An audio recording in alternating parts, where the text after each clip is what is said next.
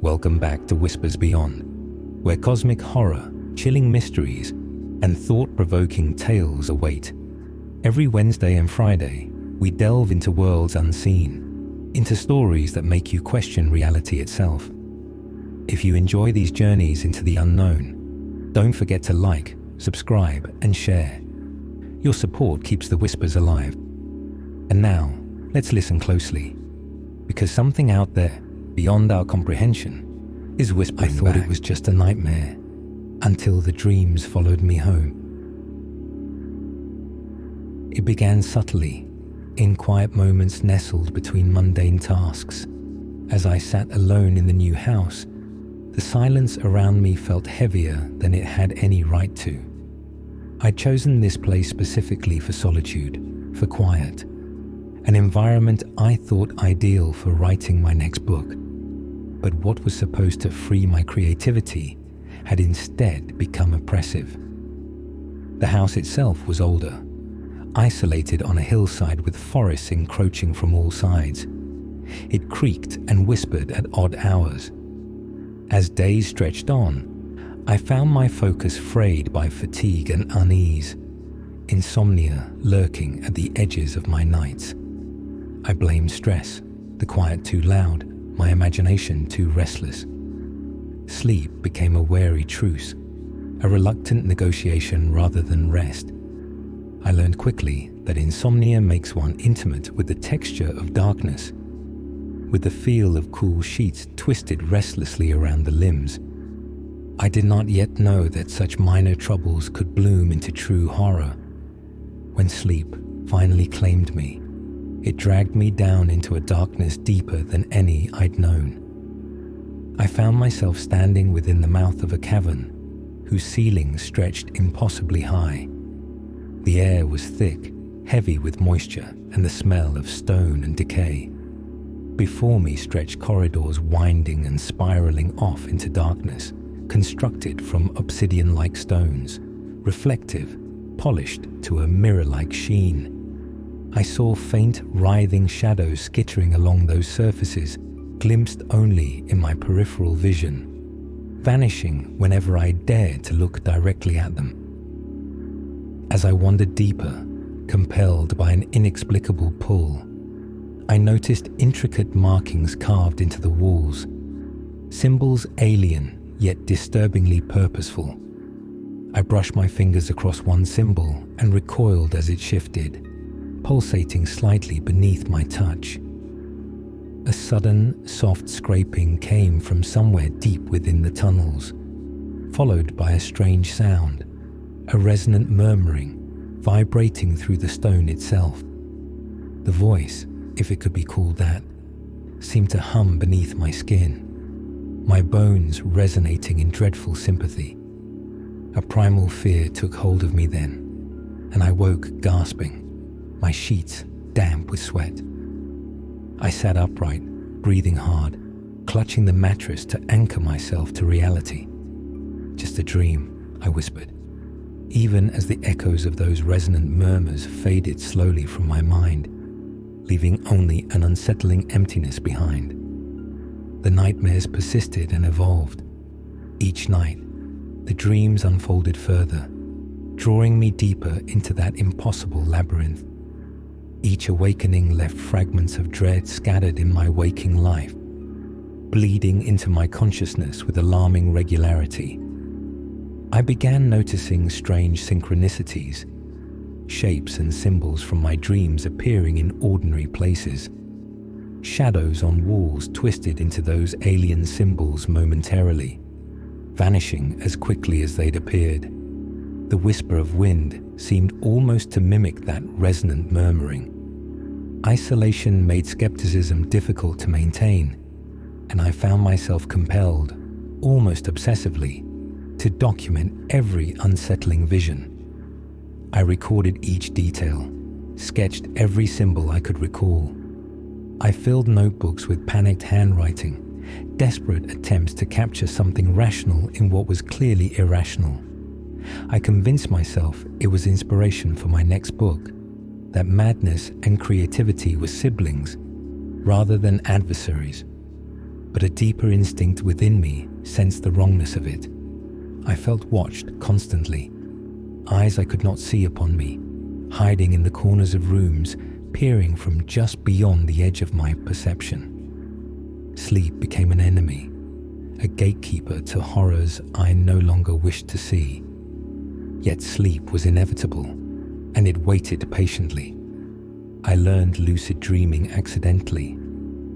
One night, standing again at the mouth of the obsidian cavern, the resonant murmurs humming steadily beneath my skin, something shifted in me. "This can't be real," I whispered aloud. The murmurings paused for a heartbeat, as if the cavern itself had heard me. The realization crystallized fully then. I'm dreaming. A rush of excitement overshadowed my fear. I'd heard of lucid dreaming, read about how the dreamer could manipulate their environment. Testing, I reached out, pressing my hand against the polished stone wall. This time I commanded with firm intent, "Open." A quiet, reluctant groan sounded, and slowly a hidden aperture opened, revealing a small chamber glowing faintly with phosphorescent moss. Astonished and thrilled by this newfound power, I stepped inside and, emboldened, carved my initials, JB, onto the stone with a sharp-edged rock I'd picked up from the chamber floor. When I woke, exhilaration became confusion, then dread. There, faint but undeniably real, etched into the wall near my bedside in thin, jagged lines, were those same two letters. JB. My heart clenched in terror. Hands shaking, I reached out and traced the carved initials. They felt impossible beneath my fingertips, their presence irreconcilable with reality. This marked a threshold, a point from which there was no return. My dreams, I realized then with mounting horror, had begun to invade my waking world. And deep down, I understood this was only the beginning. Here's a carefully paced, deeply immersive, and terrifyingly vivid Act 2 that fully escalates Julian's spiral into madness and cosmic horror. Sleep became a torturous inevitability, each descent more anxious than the last. I tried to fight it with caffeine, cold showers, and pacing, but exhaustion always won. Every night, the obsidian labyrinth awaited patiently. Yet, now knowing I was dreaming, I felt a deceptive sense of control. Perhaps I could manage the terror if I mastered lucid dreaming, turn nightmares into harmless hallucinations. If my mind was the creator of this horror, surely I could bend it to my will. One night, with effortful intention, I entered the dream already aware. Immediately, the familiar murmuring filled my ears. The resonant hum vibrated my bones, but I forced myself to remain calm. Focusing my thoughts, I spoke clearly into the darkness. "Show me." The labyrinth shuddered. Stones scraped loudly, walls shifting to form new passages. They realigned at my command. An intoxicating surge of power overcame my fear, emboldening me. With purpose, I conjured a doorway before me. It materialized obediently, and I stepped confidently into a small, dimly lit chamber. In its center stood an ancient pedestal, upon which rested a rusted iron key engraved with bizarre markings. Those unsettling symbols again. Compelled, I lifted the key. It felt unbearably real, the cold metal biting my palm. I turned it over, memorizing its every groove and curve. "If this is truly a dream," I whispered defiantly to the empty room, "let this follow me into waking." When my eyes snapped open, morning sunlight streamed harshly through my curtains, my breath heavy with anxiety. I glanced immediately at my nightstand. My heart froze. There it was, impossible but undeniable. The rusted iron key, exactly as it had appeared in my nightmare. etched with alien symbols and tarnished with age, lying innocently upon the wood. Reality fractured entirely after the key appeared. Days lost definition. The waking world felt paper-thin, prone to tearing open at any moment. Shadows took on forms, whispering shapes darting just beyond sight, vanishing the instant I turned my head. I constantly sensed unseen presences crowding around me, pressing close but intangible. I hid the key in a locked drawer, but even so, its mere presence polluted my sanity. Obsession overtook rational thought. My notebooks overflowed with frantic sketches, indecipherable ramblings, desperate attempts to understand. Symbols appeared everywhere, in shadows on walls, patterns in spilled coffee, cracks forming in paint. I couldn't unsee them. I tried reaching out, seeking a lifeline. A friend came by one afternoon. He listened to my fevered explanations, patiently at first, his expression shifting gradually from concern to discomfort. I showed him the carvings, the key, the notebooks filled with sketches of that impossible place. "Julian," he finally said, his voice gentle but edged with pity, "you need rest. It's stress.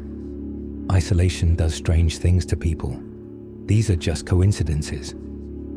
But I saw his unease, his sidelong glances toward the door. When he left, promising vaguely he'd return soon, I knew he wouldn't. I couldn't blame him. Who could truly bear witness to this nightmare? I was alone with something beyond understanding. Determined to prove my sanity or confirm my madness, I took drastic measures. Sleep deprived and shaking, I waited anxiously for nightfall.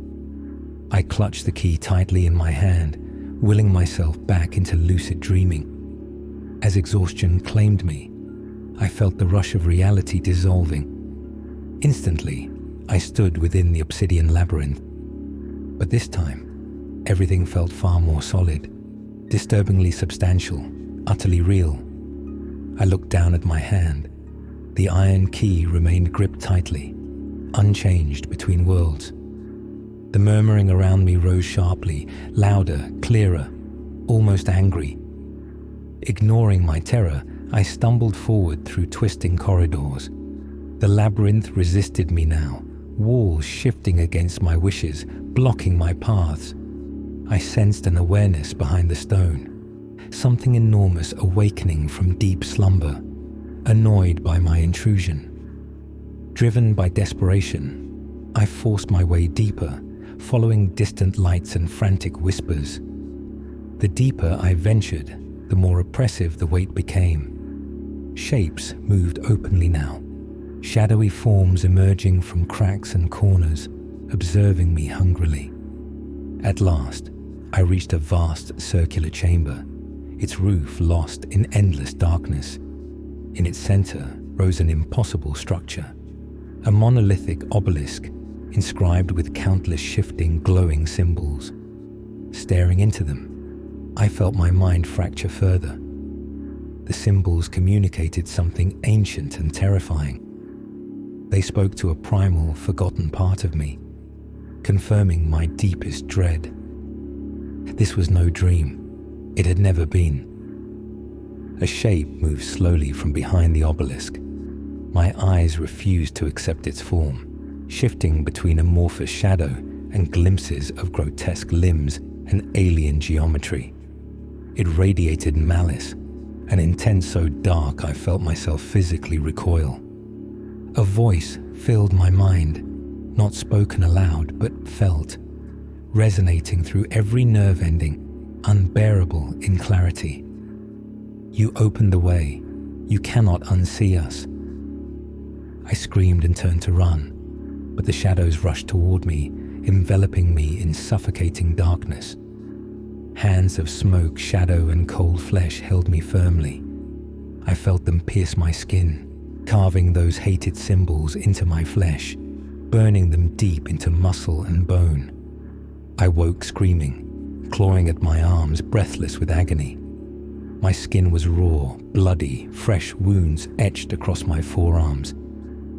Symbols identical to those from the obelisk stared back at me, perfectly, horribly real. Shaking violently, I realized the terrible truth with absolute certainty. I had never been dreaming. I had only been seeing a hidden reality, a reality now permanently opened, hungry, and aware of me. Here's the deeply immersive, horrifying, and masterfully paced Act 3, escalating Julian's irrevocable confrontation with the cosmic horrors. Days bled into one another, and reality lost all meaning. I hid in the shadows of my home, curtains drawn, afraid of sunlight, afraid of darkness. The symbols carved into my flesh burned relentlessly, as if still freshly etched. Driven by desperation, I forced myself to search for answers, poring over obscure texts online, frantic for explanations, hoping at first for comfort, then merely for clarity. What I found offered neither. Late one night, my screen illuminated the dark room with the dim glow of half-forgotten websites, forums dedicated to forgotten lore and occult obsessions. Among scattered ramblings, I discovered repeated references to entities called the Dreaming Ones.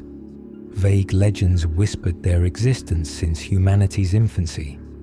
Ancient beings drifting between worlds, inhabiting spaces between thoughts and dreams. Terrible and eternal, they waited patiently, endlessly hungry, until someone foolish or desperate enough opened the door. Someone like me. My pulse quickened as I scanned through digitized manuscripts, desperate letters from those who claimed similar encounters. All of them ended abruptly. No resolutions, only silence. Threads left unanswered, accounts abandoned mid-sentence. The final entry I found was a scanned page of symbols, meticulously recorded by an anonymous author over a century prior. They matched exactly those now carved into my own skin. Below them, a hastily scrawled warning: "Do not sleep. They know your name now." Shuddering, I slammed the laptop shut. I understood, with sickening clarity, the irreversible truth. By dreaming lucidly, I had willingly offered them a bridge into my world. Sleep ceased to matter. The Dreaming Ones required no invitation now. They manifested freely, at will, relentlessly. Shapes filled every corner, shadows bulging grotesquely, pulsating, whispering in low, incomprehensible tongues. My home became an alien place, transformed into an outpost of their abyssal realm. My appearance became unrecognizable, eyes hollow, skin pale, etched deeply with symbols. Mirrors became enemies. My reflection shifted subtly even when I stood still, grinning back mockingly. I saw them clearly now. Not merely shadows, real beings with tangible forms. Limbs too long and thin. Faces that twisted endlessly without settling into comprehensible expressions. Watching me from every darkened doorway. Whispers followed wherever I went, speaking my name mockingly, delighting in my panic, feeding upon my despair. Sleep-deprived, barely coherent, I wandered my home, a prisoner unable to escape either waking or dreaming. My thoughts turned fragmented, obsessed with ending their torment. Yet every time I approached escape, running toward doors, toward open windows, the entities swarmed closer, blocking my exit, pushing me back inside, laughing softly. They wanted me alive, they wanted me aware, and they were enjoying themselves. Eventually, exhaustion stole consciousness from me one final time. I fell into the labyrinth once more, fully lucid but powerless. My feet carried me without my command, deeper and deeper, toward the heart of the Dreaming One's domain. Corridors twisted upon themselves, dimensions stretched impossibly, disorienting me until I finally stood again before the monolithic obelisk, its shifting symbols radiating a malevolent, mesmerizing light. The shadows surrounding it solidified into countless dreaming ones, their shifting forms grotesquely clear. One moved forward slowly. Unlike the others, its presence felt heavier, older. It loomed close, towering above me. Its form was indescribable, shifting constantly in sickening permutations, limbs forming and collapsing into smoky nothingness, eyes appearing and vanishing along its surface. I felt my sanity teetering on the brink. When it spoke, I heard not language, but raw meaning penetrating my mind, obliterating rationality.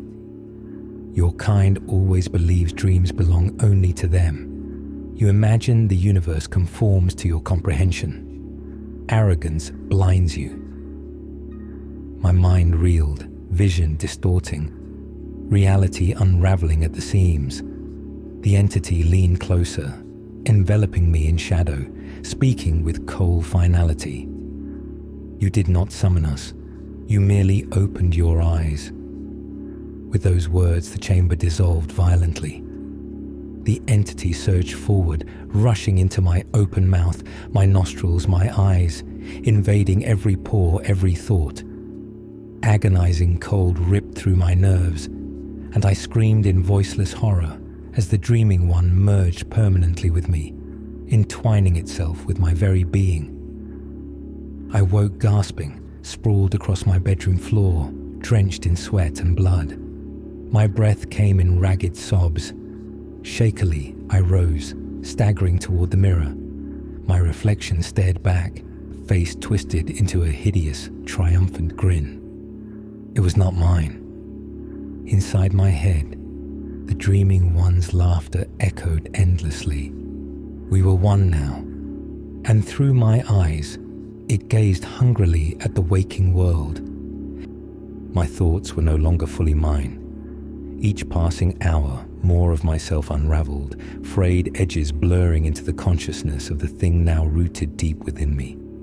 Its alien presence clawed at my mind, spreading like an infection, whispering dark truths that corroded my sanity. I stumbled through the house, ravaged by exhaustion, hunger forgotten, human needs rendered trivial. Walls pulsated and shifted around me, warped by the reality now living behind my eyes. The house itself seemed alive, reshaping itself into impossible angles and spaces.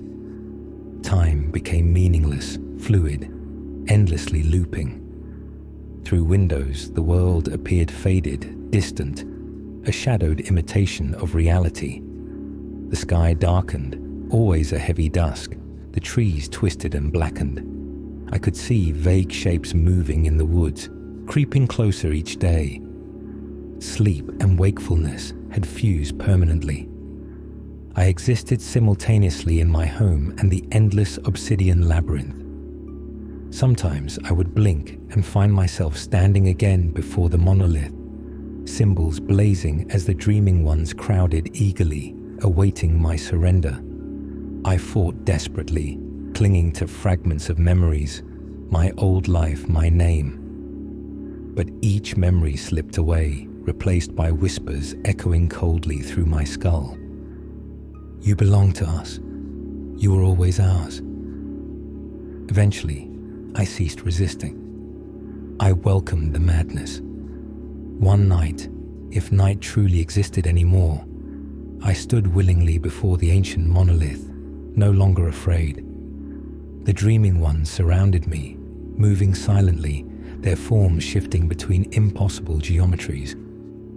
My consciousness had been stripped bare, leaving only a hollow shell waiting to be filled.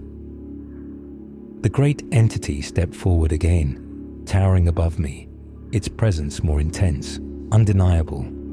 My surrender felt inevitable, peaceful, almost soothing. It spoke, voice resonating through my bones. We have always been here just beyond perception. Your kind has glimpsed us before, mistaking us for gods, demons, nightmares. But we are none of these. We simply are. And now, through you, we will show your world the truth it has long forgotten. I nodded slowly, beyond fear or defiance. This was destiny, my destiny. Show me, I whispered, voice trembling yet accepting. The entity surged forward once more, flooding through every corner of my mind, overwhelming my senses in an eruption of agony and revelation. Visions exploded within me, earth burning beneath a blackened sky, humanity fleeing hopelessly as darkness poured from cracks torn in reality, the dreaming ones emerging freely, their reign eternal and unstoppable. A dark euphoria flooded through my veins. Yes, the voice whispered tenderly, open the way. I smiled, a blissful madness overtaking me, and opened my eyes for the final time. Days later, police entered my home. I watched unseen, drifting as a shadow, silent witness to their intrusion. The house was cold, empty of human warmth, but filled now with strange artifacts, carvings, and countless indecipherable symbols. Walls had warped impossibly, twisted into spiral corridors defying physical laws. Jesus, whispered one officer, recoiling from the carvings that covered nearly every surface. What happened here? They found my journals, the frantic sketches, incoherent writings, pages upon pages of dream-induced horror. They found the key, resting innocently on my nightstand, symbols softly glowing in the darkness.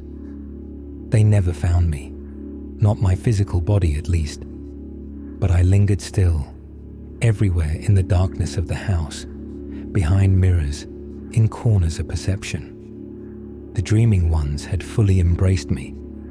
I was their gateway, their messenger, their prophet of oblivion.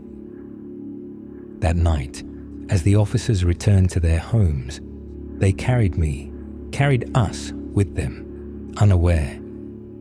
In their dreams, they stood now at the mouth of the obsidian labyrinth, hesitant but curious, beckoned inward by whispers.